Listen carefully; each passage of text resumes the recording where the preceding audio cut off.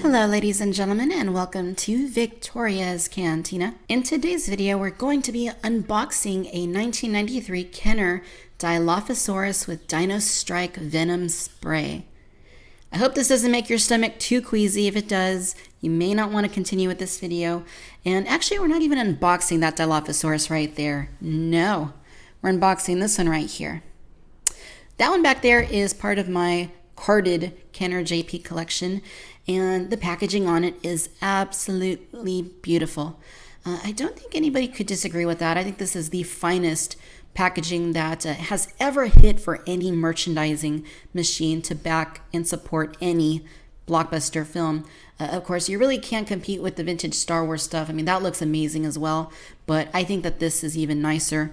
And for me, since I grew up with Jurassic Park more so than I did the original Star Wars films, something that I hold a little bit closer to my heart because I really remember seeing this in stores. And of course, I had several of the dino toys, which I still have to this day. So the Dilophosaurus, as you can see, is a part of the smaller scale dinosaurs that Kenner did for the Jurassic Park line. And just because they're smaller doesn't mean that they're any less cool, because this is so cool looking. And like I said, the packaging is just very classic. Give you a close-up of this, and absolutely stunning. Really like what they did here with the sunset sort of look. You have a red-orange that kind of blends into more of a yellow color, and then finally black, which is all just shadowed out from the sunset. So you got the darkened palm trees just kind of swishing in the wind, and just love it. The JP logo reigns prominent here. And then the font that they used for the Dilophosaurus text is just so cool. The dinosaur is very nicely showcased within the packaging. You can also see the limited edition movie collector card prominently displayed within. It says Spitter Dinner, and then just in case you're wondering, it says safety tested, meets or exceeds ASTM F963-86, just in case you wanted to know that. That is there. And then ages sworn up. Then at the back we have black and red coloring. We get the Jurassic Park logo on the upper left. It says Dilophosaurus with Dino-Strike Venom Spray. You get some instructions there on how to operate the Dilophosaurus. And then one thing I loved about the JP line, and this really isn't something you see anymore with toys nowadays, is you get a little preview of everything available in the JP Series 1 line, which is so cool, because I remember as a kid I would always look at this and I'd be like, okay, next time I'm going to get that one. I also want that one. Hopefully for Christmas we get that one and that one.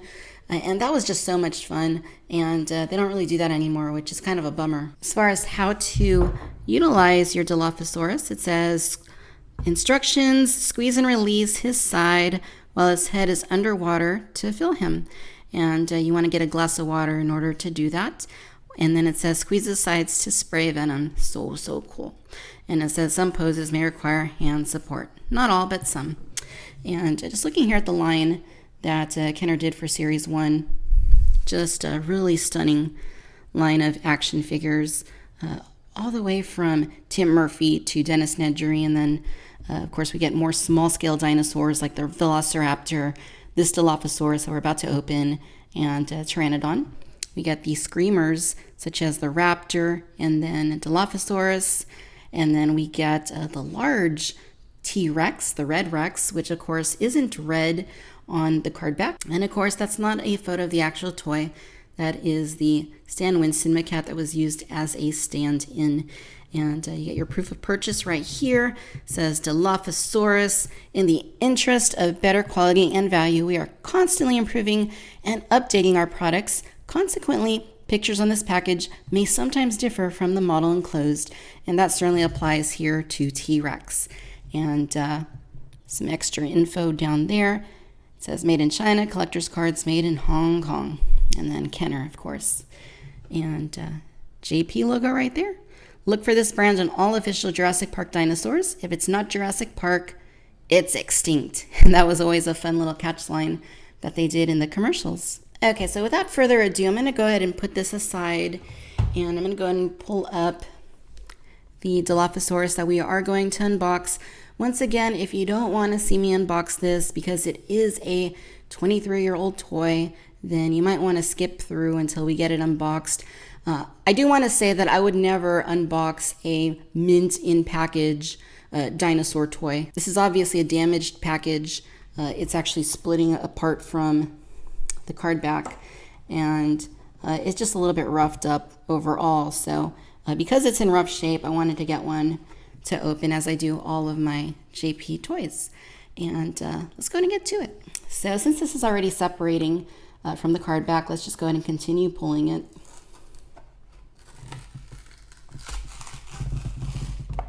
That should be sufficient. Looks like there's a little liner that's in there. It's the shape of the Dilophosaurus. And I think we can pull him out right there, or her. And there we are. Check this out. Oh wow, just feeling this in my hand. I never had this Dilophosaurus as a kid. My brother actually did, because he had all the cool JP stuff like the Carnotaurus and the Compound and so forth. But I did handle his toys because we played together, and feeling this in my hand just is really bringing back a flood of memories. The way that this just felt. It feels like a lizard, essentially. It's very soft, rubbery, and a little bit of a stickiness to it. I suppose that could be because of its age. And, you know, plastic does break down. As much as we don't like it to, plastic does sometimes break down on certain things. So this is a little bit sticky. Perhaps maybe with some rubbing alcohol or something I could, you know, kind of clean it up. It's really not too bad though, but you know, I can kind of feel it a little bit on my fingers. But just looking at this dinosaur, look at that. I mean, it's not a scientifically accurate Dilophosaurus. It very much looks like a toy, but it still looks great. It still looks really, really great. Coloration is close enough to what we saw in the film. Basically at the top you have this dark sort of green. It's almost kind of like an avocado skin sort of coloration before they become ripe, I guess I would say, and it's almost textured like one too. And then you get some of this cream coloration, then more of this sort of army green, and then that kind of tapers into this yellow sort of lemon meringue kind of color on bottom. There's also some red underneath the neck. I'm a redneck. And the teeth are nice white color with some red inside the mouth. You can see the little hole right there where it's going to spit its venom at you. The eyes are painted pretty nicely. They're basically yellow with a little black circle, and that looks really good. Hands look very nice. They don't move. You can kind of see where they're connected to the torso, but they don't move. The legs do move on the other hand. You can position them however you would like. It says that this is JP number 2 in the Jurassic Park Series 1 line. And both the hands and the legs look very nice. They're sculpted very nicely. The claws aren't painted on either the hands or the feet, but just look at the sculpt work on there. It's very nicely done. Really, really like what they did here. Underneath it even has peg holes if you wanted to use it with the display base. And of course the long tail, and just very nicely textured, very nicely sculpted, and very nicely painted. I think that this looks fantastic. She's also very easy to stand. No problems toppling over. She has a very neutral stance with a very good center of gravity, unlike what you see with stuff like the Jurassic World toys, which unfortunately they kind of put them in these action-oriented poses where you have a leg like that and an arm that's up and one that's down. And that just doesn't work out. I mean, they need to go back to giving us toys that are just neutral. They don't need to look like they're in some action-oriented pose. I mean, just make them simple, you know, simple so that they can stand without any problems. And I'm sure most people will be happy. I know I will. So, so cool. And really just from all angles, I think that this is a very nice looking dino. No screw holes. I mean, it feels realistic. I mean, Kenner really knew what they were doing 23 years ago, and this is just superb. One thing I even remember about this is you could stand it up by pushing the legs back, kind of like that, and give it more of an upright sort of position, like that. That looks cool too. I mean, you could kind of make it look like it's just rearing up to spit or something, you know, like that. That's pretty neat. So yeah, this is solid through and through. Very pleased with this, and after 23 years, I'm happy to have this in my collection, both a carded and a loose one. And of course, we have to test out the water shooting venom spray. We got to do that. We can't go as far as unboxing a 23-year-old Dilophosaurus and not do that. I'm just kidding. There's no T-Rex here. So we have a 23-year-old glass of water. No, it's not 23 years old, but we do have our Dilophosaurus and we have a glass of water. So it says to push it in as you stick its head in, let it out. So it can breathe in some water. Let's just do that a couple times, make sure it gets nice and full. And it feels a little heavier. So let's go ahead and demonstrate the water venom spitting feature. Well, that was anticlimactic. It doesn't spit. I'm just not doing it right. Squeeze and open so that it can suck in the water. It doesn't spit. I know that the one that my brother had when we were kids definitely did spit. And this one just ain't doing it. It just ain't having it.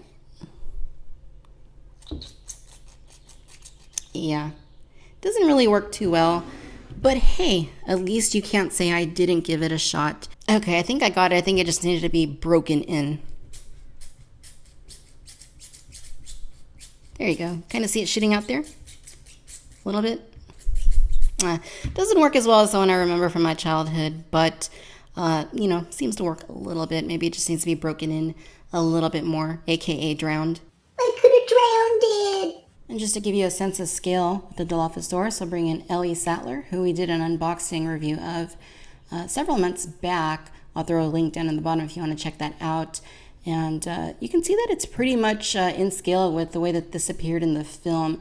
Maybe the Dilophosaurus in the film was a little bit smaller. So for a 4.5-inch figure like Dr. Sattler here, these two are very, very much in scale with each other. And I think that's superb that, Kenner was very attentive to detail and made sure that their humans scaled up with the dinosaurs properly. Go ahead and bring in the JP Stegosaurus. And we actually didn't see a Stegosaurus in the movie, but if we had, well, first of all, it wouldn't have looked like this. And secondly, it would have been in scale with the Dilophosaurus, so that's good. And then we'll go ahead and bring in the big mama herself, my Christmas gift on Christmas morning back in 1993 from my grandmother, the Red Rex. And these look to be in pretty good scale with one another, in my opinion. So, awesome. And then finally, let's take a look at the collector card of the Spitter Dinner, which actually my nail polish matches that red almost perfectly. And it's a really cool looking image there. Concept art, of course.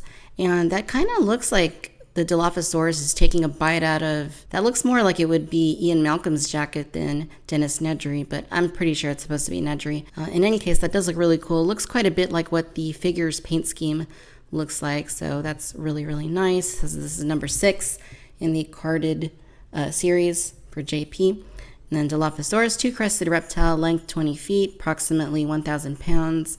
Diet is meat, lived in the early Jurassic from 180 to 190 million years ago. The range was in North America. Despite its relatively slender jaws, Dilophosaurus was one of the first big meat eaters. Some scientists believe Dilophosaurus was more of a scavenger than an active hunter. However, one theory suggests that it may have spit an acidic venom which blinded and immobilized its prey, enabling Dilophosaurus to finish the attack easily. Really, these hooters were indeed very fierce members of Jurassic Park. I gotta meet whoever made these cards. And Dino Trivia, from what is the crested Dilophosaurus's head made? And then you turn it over to see the answer. 2 thin ridges of bone. Remember that, boys and girls. All right, ladies and gentlemen, so there you have it. This is Rexy. Give her back.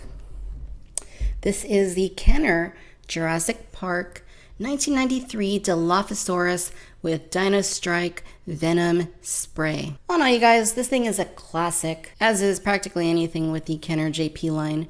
And it's just stunning all around. It's not the most extravagant piece in the Kenner Jurassic Park toy line, but it is certainly very solid. And as one of the smaller dinos in the toy line, I think it's one of the better ones. I certainly really think that it's sculpted very nicely and painted very nicely too. I really like the neutral stance of the figure, which enables it to stand without too many issues. And the gimmick in which it shoots the venom doesn't work all that well on my particular sample, but you know, still fun nonetheless. Kenner really knew what was up, and that's why I think that the Kenner Jurassic Park toy line was probably the best toy line ever made, and this is certainly evidence of that. Very solid through and through. I'm not going to rate it because I don't rate vintage figures, but if I did, no doubt this would definitely be up there because this is just awesome. Alright my friends, if you enjoyed this video, then I do encourage you to please like and subscribe. Let me know whether or not you had the Kenner Dilophosaurus in your collection as a kid, and if you didn't, whether or not you're planning on going back and picking it up. Be sure to follow me on Facebook and Twitter for the latest news and updates, and stay tuned because there's more Kenner Jurassic Park on the way. Until next time my friends, bye bye.